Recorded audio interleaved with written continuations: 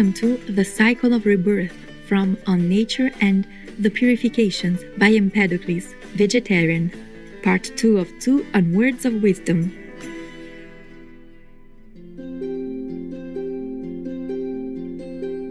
Empedocles was born in 494 BC in the ancient Greek city of Akragas, situated in Sicily. He is considered one of the most important early Greek philosophers, along with Pythagoras and Heraclitus. Greatly influenced by the teachings of Pythagoras and Orpheus, he believed in the transmigration of souls and the equality of all beings. With eternal souls endlessly being born into new bodies, he was of the view that eating animal people flesh amounted to cannibalism and compared this to parents unknowingly killing their children and children unknowingly killing their parents. Thus, Empedocles was a strict vegetarian who advocated for the right to life for all of Earth's inhabitants. He is also credited with the cosmogonic theory of the 4 classical elements, in which all matter is derived from fire, air, water, and earth. This theory was to dominate the worldview of ancient Europe, North Africa, and the Middle East right up to the 17th century. It is also considered one of the earliest theories of particle physics. This was encompassed by the governing forces of love and strife, whereby love would unite and strife would divide all on earth. As a brilliant orator and poet with a deep knowledge of spirituality and the natural sciences, Empedocles' teachings are full of wisdom and insight. Let us continue with selections from his poetic works, The Purifications, which were translated into English by William Ellery Leonard in the book The Fragments of Empedocles. The Purifications, Expiation, and Metempsychosis.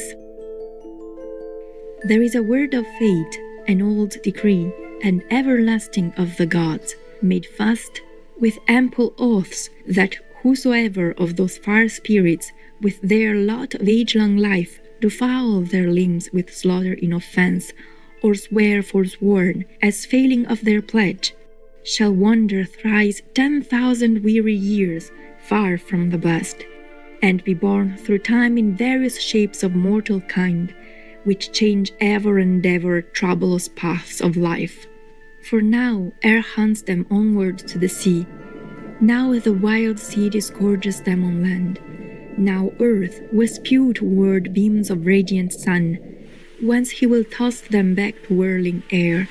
Each gets from other what they all abhor, and in that brood I too am numbered now, a fugitive and vagabond from heaven, as one obedient unto raving strife, carries abhorrous intolerable fate. For I was once already boy and girl, thicket and bird, and mute fish in the waves.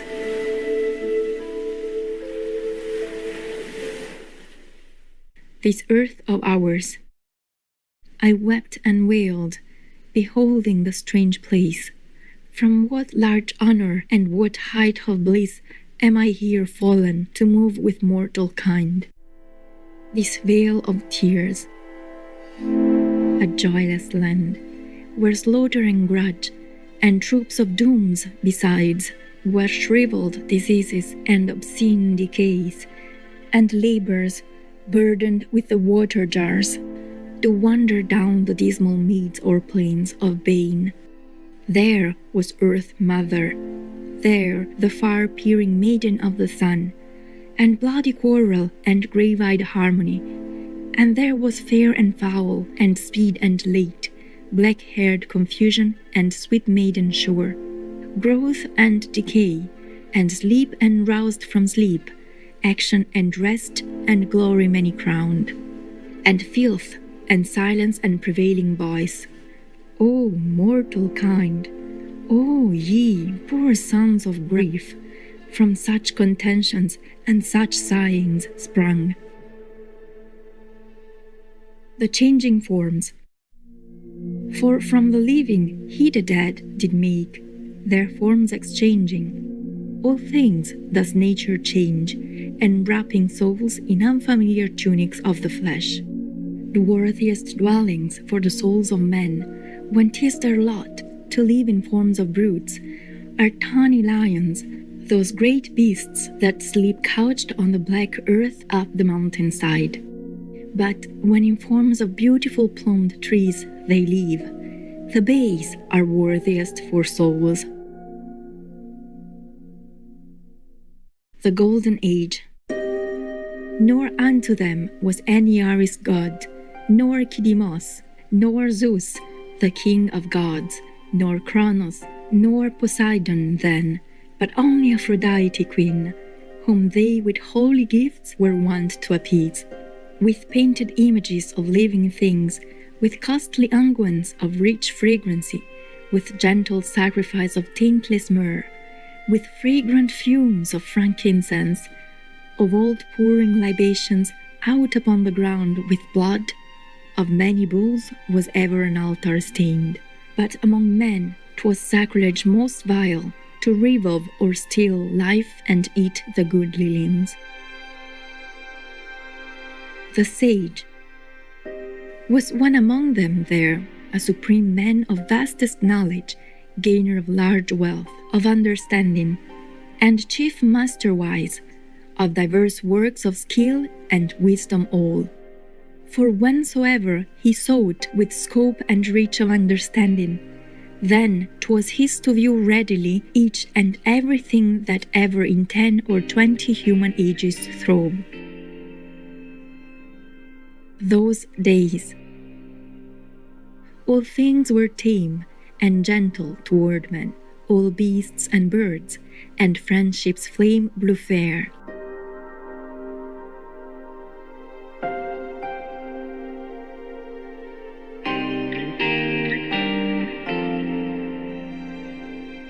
The divine.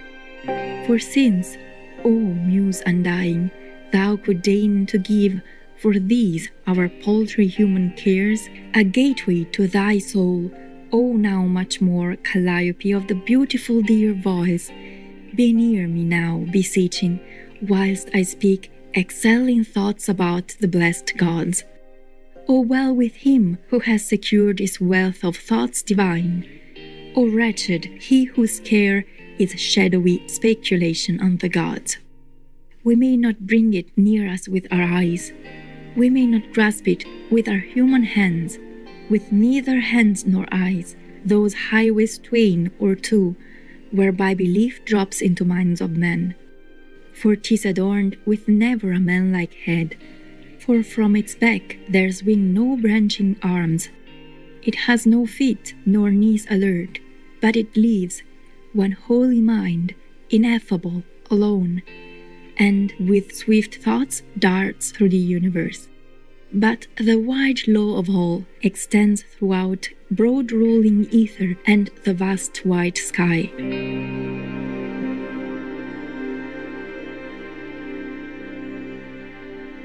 Animal sacrifice. Will ye not cease from this great din of slaughter?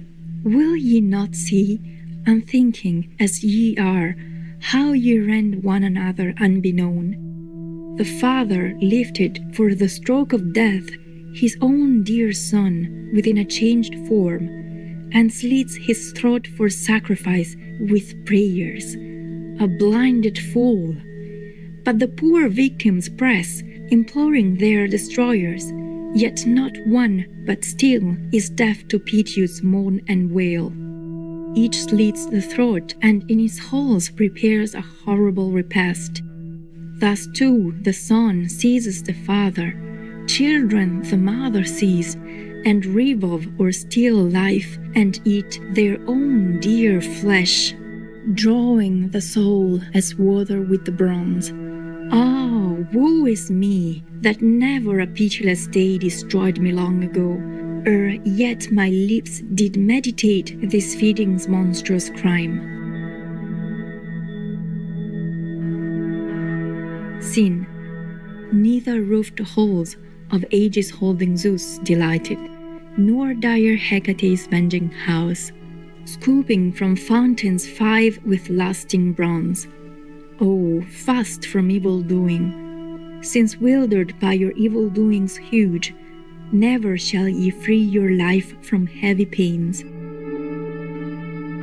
The progression of rebirth, and seers at last, and singers of high hymns, physicians sage, and chiefs over earth-born men, shall they become, once germinate the gods, the excellent in honors, at hearth and feast companioned with immortals, from human pains and wasting eld immune. I'm proud to be a vegan Muslim. Islam does not require eating meat. Sadha, vegan. Treasured viewers, it was a delight to have your company today for Words of Wisdom.